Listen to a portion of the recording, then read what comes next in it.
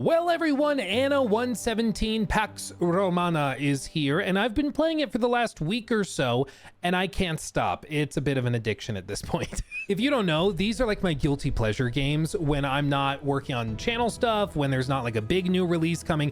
These are my relaxation games. Anno, any sort of city or civ builder, I love them. They scratch an itch in my brain and I love it. And so when Ubisoft reached out and offered to sponsor a video where I got to try the game early and tell you guys about it, I said, sure, so long as I'm allowed to say whatever I want, positive or negative about it. They agreed, which is a sign of confidence, certainly. And I can see why. The game is very well executed in my mind, at least from what I've seen so far. So big thank you to Ubisoft for sponsoring the video and giving me the chance to try the game early. And I'm going to explain kind of how it works, what they've brought to the table with this game, and give you an idea of what is so cool about Anno, because it's kind of crazy. When especially get into the late game, there's a lot of stuff going on. So there's basically three different ways to play Anno. There's the campaign, there's the private sandbox mode, and then there's a co-op version of either one of those options so you can play with your friends. In the case of the campaign, this is a scripted storyline where there's characters, motivations, intrigue, and it also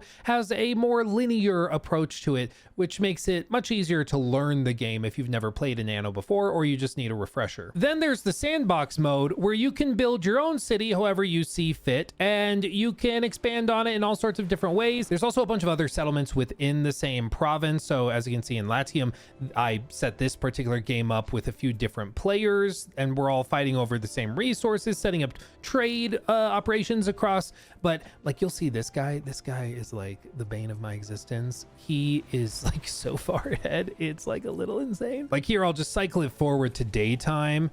Because that's just cosmetic. You can cycle forward to whatever time of day you see fit and it just works. But you can see his cities are like so clean and beautiful, and he's got a crazy big military. He's got all of his aqueducts built out, which I'm still in the process of doing. He's got the big walls. He's got freaking catapults and stuff set up because yes, there is real-time combat where you're actually controlling these guys and sending them various places to engage in combat. The fact that these guys are not currently like in camps makes me think he's preparing to declare war on me. So if I'm lucky, maybe I'll even get that on video and we'll get to to see a war declared at that moment. That's not good. Why is he sending triremes? this might be a video where we actually get a war breaking out on camera, but that's what happens in Anno. You got to be careful. I set this particular guy to be more difficult, to be like the advanced level AI, and he has certainly achieved that. I will tell you what, you can see over there is one of my islands where I've got stuff going, and he's set up right here. But even if I go over here, you can see another one of these cities that is being operated also by Zihai, I'm not sure.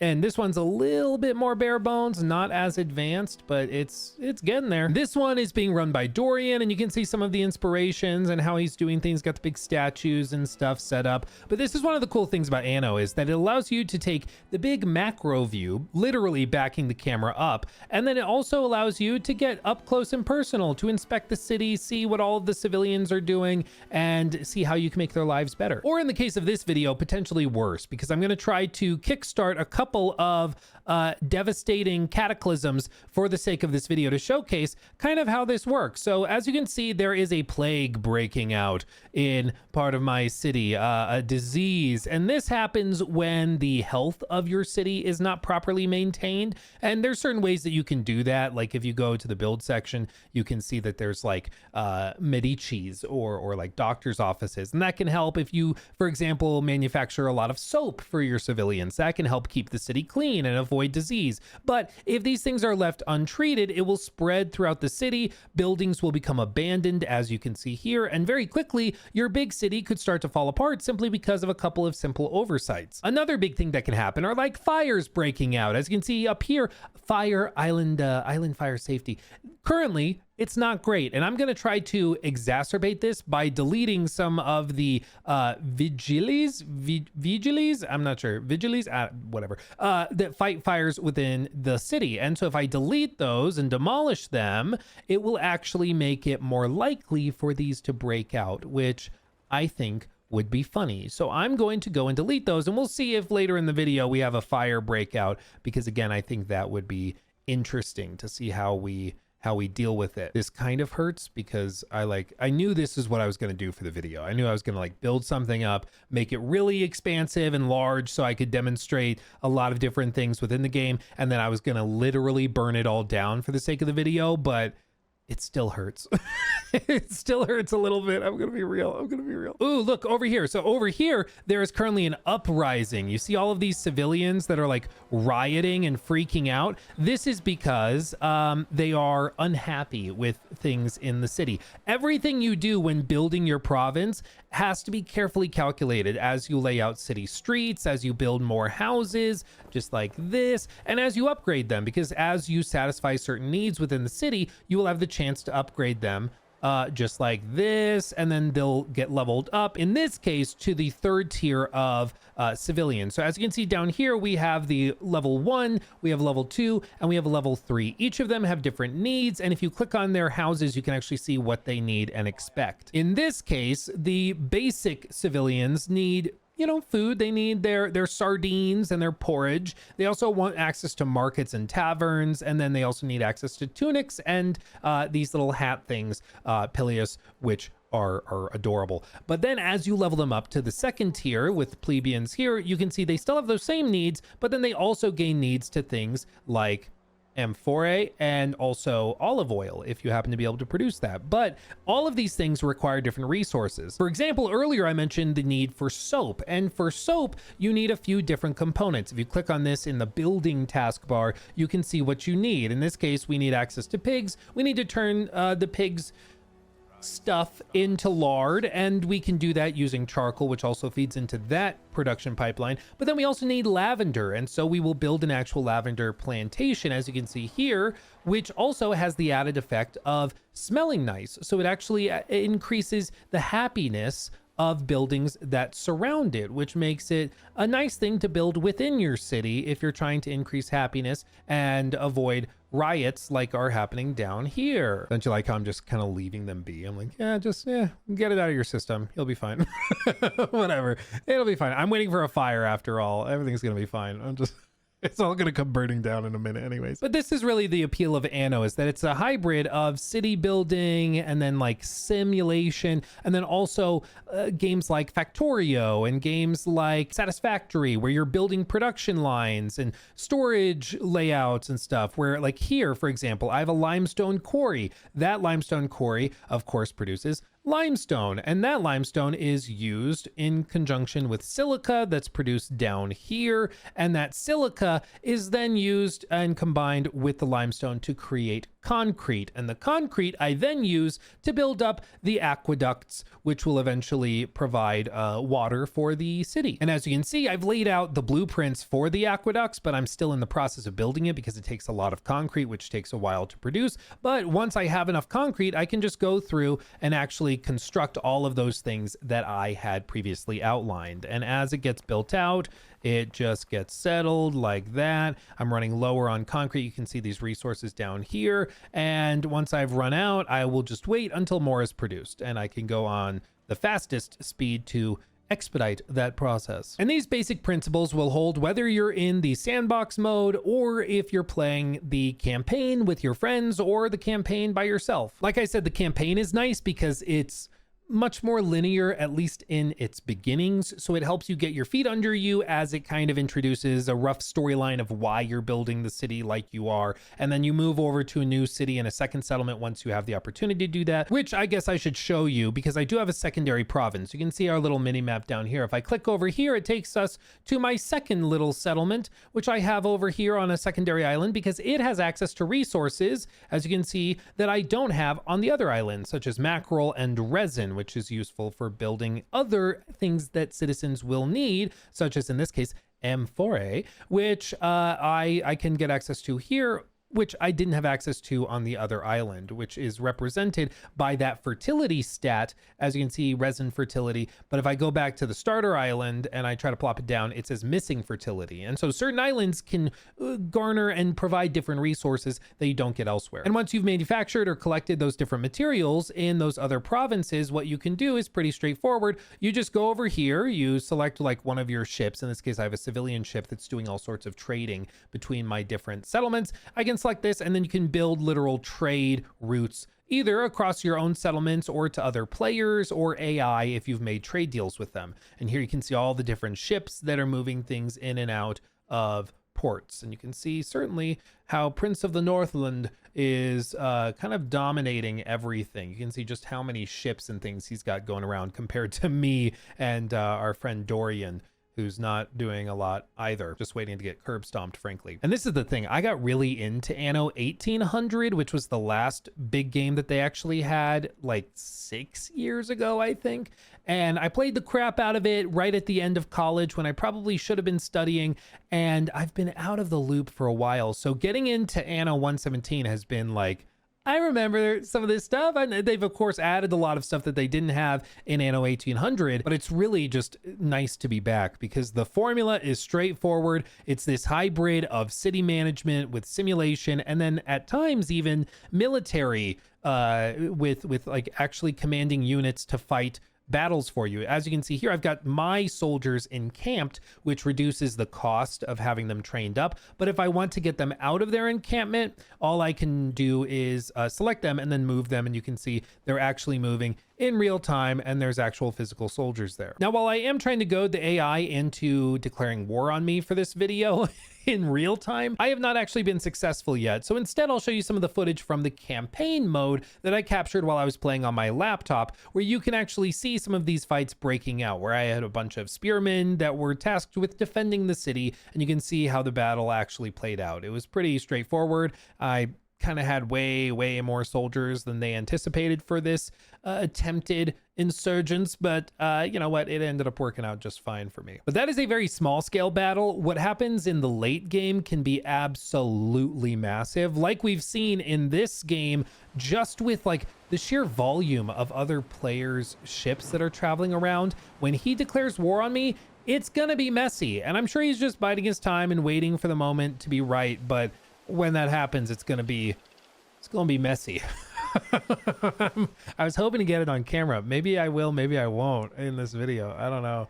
I guess time will tell. As for co-op, I should mention that it is actually pretty expansive. So they have the ability to offer just 2-player co-op if you desire. But then they also have access to an absolutely insane like 16-player mode where you could have 4 teams of 4 players, even mixing in AI to manage different islands on the same team. So if you play co-op, you can even have it so like you're managing this island, but then your friend is managing this island, completely independent to you, but you share resources and you share money, and then you're teaming up and trying to go against the other players who are running their own cities and little mini civilizations, and you're all competing for resources, trade, and eventually probably fighting each other. And that's where the end game really kicks off. Like the first 5 to 10 hours of a save file are probably going to be mostly about building up like your reputations with other leaders, building up your resources, building up your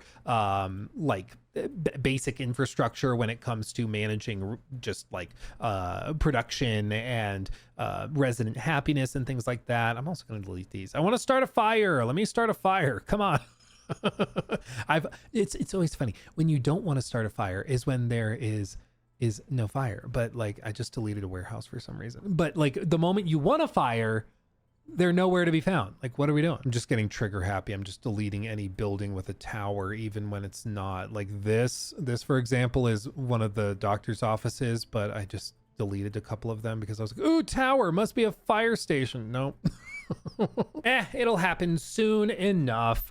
Soon enough. We just have to be patient for the devastation to kick in. But even in the sandbox mode, you'll see little things like this. So we have a request from the Emperor. If I click on this, you can see a lavish banquet is being organized for the Emperor's most important friends and foes. You are tasked to send food, drink, and other pleasantries. What will you provide for the banquet? They're requesting 84 tons of bread, fine glass, which I have none of on this save file. Delivery time is 1 hour, and we need to deliver them to Diana's lighthouse. And if I accept this, you can see it will have a reputational impact of +10, which is very nice. My current reputation is -7 with him, which is not great. And if I decline, it will just make our reputation even worse. And this is important for other late game stuff because, again, the reputational stuff is something you want to juggle. So I'm going to accept that, and then I have to deliver those goods, again, using those ships that I can produce at a shipyard, for example. I can just go over here. I have the materials to do it. I click this, and it will start to manufacture and build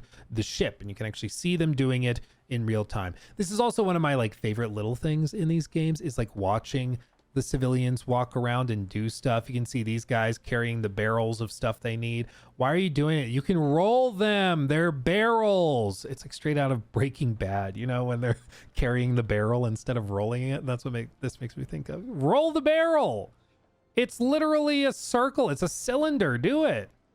No? Okay. Well, it's as if they could hear me. I don't know why I'm yelling at the NPCs. But seriously, there is a lot of depth and complexity in these games. Some of you, I'm sure, are going to look at this city and be like, what the hell are you doing?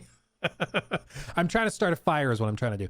And it doesn't want to start. So I'm going to go on the fastest speed, and we're just going to see if I can brute force it. But there is so much complexity. There's so much stuff going in here. Anno typically is a game more about building intentionally than just about scale. So some games like old school Stronghold Crusader, for example, you can build really wide and you're fine. Anno, typically you don't want to do what you see here. My hope for this video was to see a fire start and then spread across the entire city. We'll see if that happens or not, because I think that'd be cool. But typically you don't want to build quite like this. Typically you want to build just like our friend the Prince of the Northland. As you can see, everything is very intentional. He's got double or even triple wide streets. He's got the wells, which help with fire management. He's got the different places like here. He's got the public service Grammaticus building, which also increases happiness. He's moving soldiers around. I wonder why. And you see he's opened these little common grounds, courtyards between buildings. He's really taken his time, spaced it out, and it's clearly working for him because you don't actually, oh no, he has a fire, because you don't actually need, okay, I'm sorry. I'm getting distracted. ADHD brain, but I am trying to start a fire. Oh no, it did start in my city too. Okay, so finally, okay. I was about to complain that he's so good at everything. He's even better at destroying his own city than I am. But this is what happens, for example, when you don't have fire safety in your city, is that a fire can break out just naturally. But if you don't have the infrastructure set up, it will just slowly spread across the entire city, or even just part of it, and destroy those buildings, kicking those citizens out so that you have to replace them or quickly repair the buildings. And as you can see, there's no one really going to help because I destroyed all the buildings that would normally do that. So they're just burning. Oh, and the buildings are starting to fall. You can see they're collapsing. There you go. This is what I was hoping for. Each individual fire that breaks out, you can see in this little tab, if you open it up, it will describe how frequency, roughly an hour and 1 minute. Great fires are up to 20 buildings. So it's not typically going to spread through the entire city with the entire city burning down, because that could get really frustrating, certainly. But it's going to ignite individual fires, and those fires can burn, in this case, 20 buildings at a time. And the less safe your city is for fire, it's just going to be more and more severe each time a fire kicks off. But in this case, you see that they collapsed, and if I wanted to repair them, I can actually use the upgrade tool, and you'll see the little gear. I can repair buildings that haven't fully collapsed, but buildings that have collapsed, I will actually have to go back in and manually rebuild myself, which in this case, the construction area is blocked. So I need to clear those and clear the ground. And then I can go back in with the residence tool, and I can build those. I placed that wrong. Hold on. There we go. And then just like this, I can go back in, boop, boop, and I can build these where they need to go in real time, just like that. Booyah.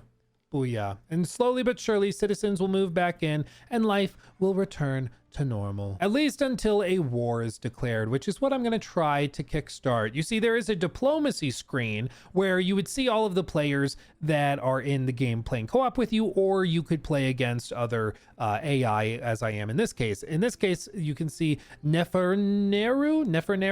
I can select this, enter negotiations, and you'll see he won't accept these things because we don't have a good enough reputation. If I enter the war declaration menu, I'm gonna declare all out war just cuz, and I'll declare that many thousands shall string their sinewed bows. Uh-oh. And we're gonna see how this goes, okay? Oh no, is he already here? Oh, bro. Okay, this is gonna be funny. This is gonna be pretty funny. Oh, I have a reputation as a troublemaker for randomly declaring war for basically no reason. I also have an uprising over here. I want the entire house of cards to crumble down in this video. We'll see. We'll see if it does. Oh, here it comes. Here it comes. So you see, I have these civilian ships that are doing trade missions and stuff. He started hunting them in the sea while he is collecting his navy in the Great Sea. Oh God. Preparing to attack. He's staging all of it. It's not great. Not great. They're swarming, dude. It's like piranhas. Oh God. Oh yeah, there goes another one. There goes another one. They sunk the ship. They're going after this one now too. Poor little trading ship. Never stood a chance. Oh, yep. So he's over here on this island. He's about to wipe it out. He just cleared that out, which is the trade post, which is like the main hub building that you need for everything. It's going to take 34 in-game minutes to repair stuff. Over here, though, you can see that they're starting to swarm and mobilize on this side of the island. Let's see if they come this way. Oh, God. Oh, God. They're all swarming. They're all coming. I wonder what he's planning. I wonder. Oh, look, he actually brought them onto the beaches. Oh, here we go. Okay, bring it on. Bring it on. What you got? What you got? I'm going to bring these spearmen. I mean, there's not much you can do. We know how this story ends, but we're going to bring these guys up here. And I'm just gonna bring them over where he's got his guys there. And we're gonna see how quickly this falls apart. It's not every day that you like intentionally are building something just to knock it down, but you know what? It is kind of fun.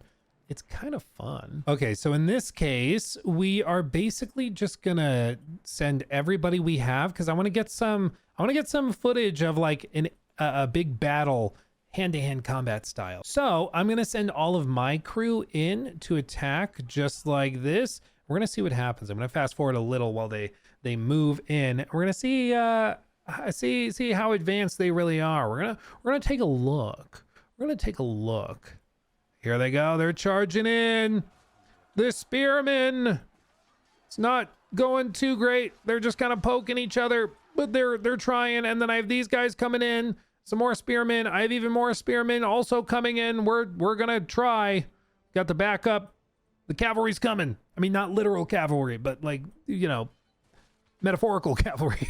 In this case, this is funny because I think he's just not touching these soldiers. So if I fast forward, you can see they're just plinking away. They're not like defending themselves at all.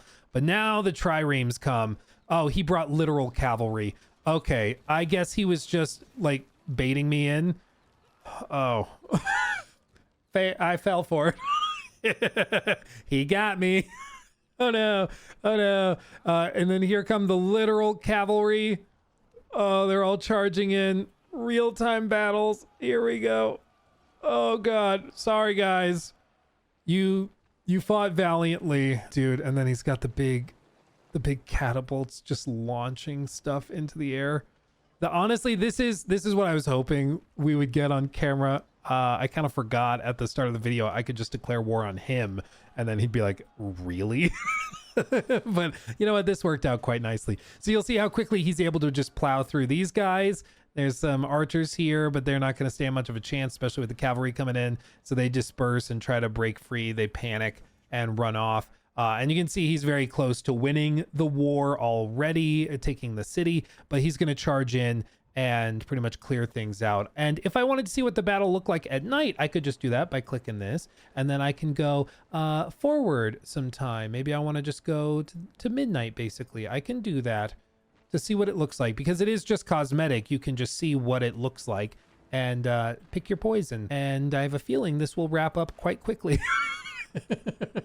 I wonder if he can start fires. I don't actually know if you can start fires that spread through the city while you're attacking it. So he deleted the trade post. He got that torn down. Now he's going after the warehouse while his crew marches in slowly. Dude, there's something about like invading and doing it at a brisk walk. Like that's just such hardcore energy. It's I'd say I would be intimidated, but like I'm like this is kind of intentional, but also like it's like kind of scary just seeing them casually march in. It's a little wild. Oh, and just like that, already he's conquered this island fully now, so he's taken it over. If I click on one of these residences, it is now his. So he took this one over completely. All of that's done. And then this island, he's close to doing that too.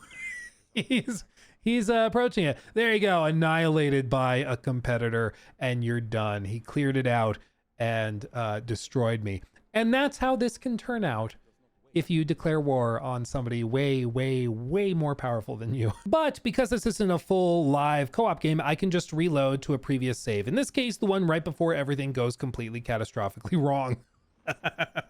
And relive the joy and the fun all over again. But one of the cool things also about co-op in this game that I should mention is that if you want to play co-op, there's actually something they call live saves. So for example, I can go up here and you can see if I were to toggle this to a save, which in this case I don't have any current live save games, but if I did, it allows co-op partners to continue the latest save game from the cloud, meaning you can start a game with your friends and then they can just pop in and continue it when they have time, and then you pick up where they left off whenever you have time, just like with like a server in Minecraft or something. When you just want to pop in, play a little, and then your friend comes in, works a little on something else, you can do that seamlessly, which is frankly pretty cool. And it also helps, especially because if you're doing co-op where you're working together, where like you're running this island, somebody else can come in and run this island. Your island won't have any like major problems happen. It'll just be kind of maintained by the AI, but the other player is able to work on their island, maintain it, build it up, customize it. Maybe they want to add some ornaments. They want to go in and add some braziers, just like this. You can do that. Welcome the invaders, just like that. nice and warmly. Oh, I want to see what they look like at night. Let's go forward. Yeah, that's good. Oh, that's beautiful. That's beautiful. Very welcoming for the new rulers. And this is where you can just have like a ridiculous amount of fun long term with the game, is that you can build up a beautiful city and maybe you just want to play peacefully. That's totally fine. If you're just one of those players who wants to just do the city building, you can do that and just play peacefully. Don't like go to war. You can do that. You can do a pacifist playthrough if you want, or if you want to just go full murder hobo and build armies like this to invade other players or other AI, you can do that too. But the point is, it's up to you, and the flexibility is there based on how you want to play. I gotta admire the dedication. They're still going to the theater while the city is being attacked. That's pretty baller. It's pretty baller. I love seeing the civilians just there, like doing their thing. But that's one of the cool things about Anno, is that you can have all this stuff going on, and the game is also still simulating civilians walking from their house to a neighbor's house, or walking to work, or picking up deliveries from one warehouse and bringing it off to go to work and turn it into hats. Like it's very cool. Very cool. Here we go again. Here we go again. I like seeing all the archers on it though. That's cool. I should also mention that the game for me has been very polished. I haven't run into any problems to mention in terms of performance, in terms of like bugs or glitches or anything. it's actually been very, very solid. To be fair, these are games that you typically will play for like 1,000 hours. So it's possible that after 500 hours or 100 hours, I'll run into something. But based on my limited experience so far, it's actually been quite sturdy and well put together, which again is just really, really refreshing. And it's scalable enough that I was even able to play it again on my gaming laptop while just sitting on the couch, which is also really, really nice. Kind of like the ideal setup for these types of games, in my opinion, is that like couch and vibe type of game where you can be invaded and also just like be chilling watching reruns of Breaking Bad or something. It's just a nice way to do it. It's a nice way to spend an afternoon or an evening, you know? But all this to say, I've had a great time with Anno 117 so far. I'm excited to put even more time into it and to continue experimenting and playing with co-op. And I've actually got some friends that have been waiting for Anno to come out, the new Anno. So we're all gonna jump on and play the co-op once it officially launches and they can get access to it as well. I did get a little bit of experience with the co-op mode, but of course, I don't have 16 early access codes, so I wasn't able to fully experiment with everything, but I'm excited to see how that works out once I do get access to that. But in the meantime, I've been having a great time. Thank you to Ubisoft for the chance to try the game early. I've been really impressed and having a really good time. It's good to be back to some new Anno.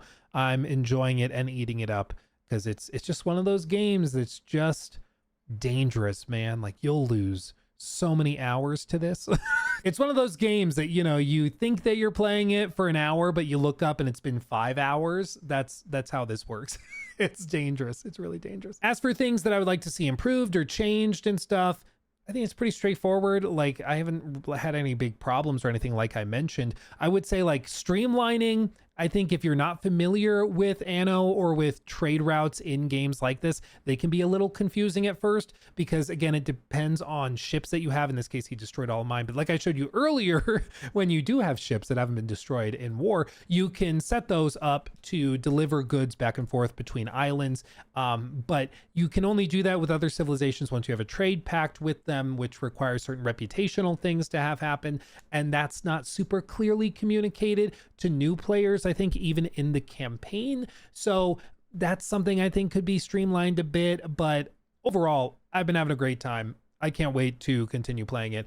And that's what I'm actually going to do once I turn off all the hot lights in the studio and am able to just continue working my way through it. So buckle up for that. And that's what I'm going to do once I turn off all these hot lights in the studio and I'm able to just play without having to manually destroy my own city. But what are you gonna do? Dude, they just cleared out the governor's villa, which is how you conquer them, and you can see it's still labeled rebuilding.